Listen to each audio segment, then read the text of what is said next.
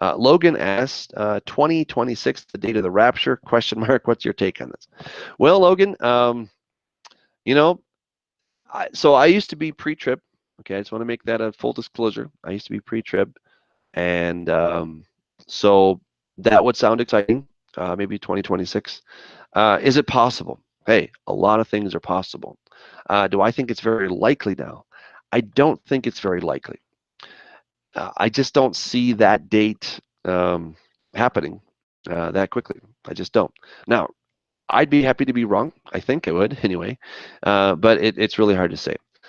When I kind of start thinking of some dates that start to ring in my ears quite nicely, I mean, 2028.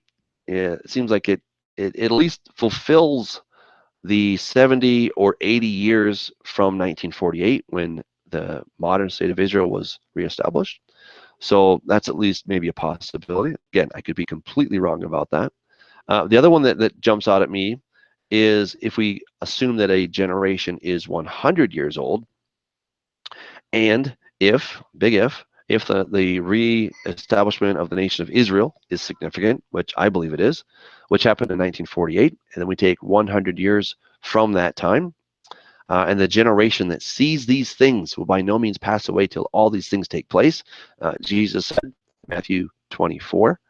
So if we take a generation, which is the lifetime of a person, to be 100 years, we get the term 100 years from Genesis chapter 15, where God says, "Know for certain that your descendants will be slaves for 400 years, but in the fourth generation I will take them out." So that means 400 divided by 4 is 100 years, and so we then basically have what looks like a 100-year generation. Again, these are question marks. Okay, we don't know, but again, speculating a little bit, from 1948 to 2048 is 100 years. And then if that is the return of Jesus, and then we have to subtract 3.5 years for the beginning of the Great Tribulation, that means it would happen. Well, let's think about it. I would suggest that Jesus will probably return at the time of the fall feast. All right, so that means it would be in the fall of 2048. Let's say October, just for simplicity. If we then back up and we go back 3.5 years, that would put us in the spring of 2045. I think that's pretty interesting because in 2045, if let's make an assumption really quick, that that's when the Antichrist goes into the temple and declares himself to be God, showing himself that he is God. According to transhumanism, this is guys like Ray Kurzweil and many others, Nick Bostrom. In fact, Nick Bostrom was the guy who suggests that we're living in a simulation, I believe it was. So if that is correct, and if the transhumanists are correct, and again, these are pretty intelligent people, they're pretty smart. Ray Kurzweil, very intelligent man.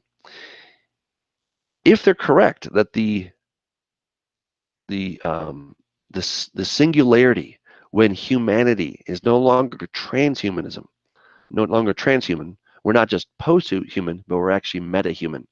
We now have transcended completely our humanity, and we become humanity 2.0. All right, we've essentially become one with the universe. We become gods.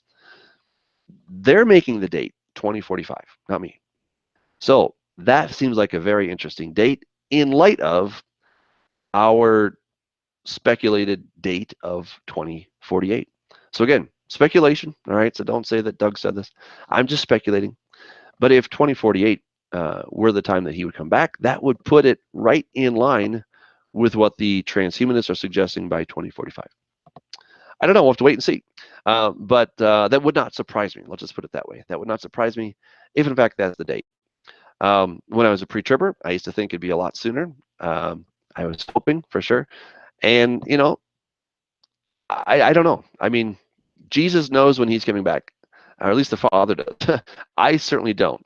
And so I'm just throwing out some speculation in there for us to kind of chew on. Okay.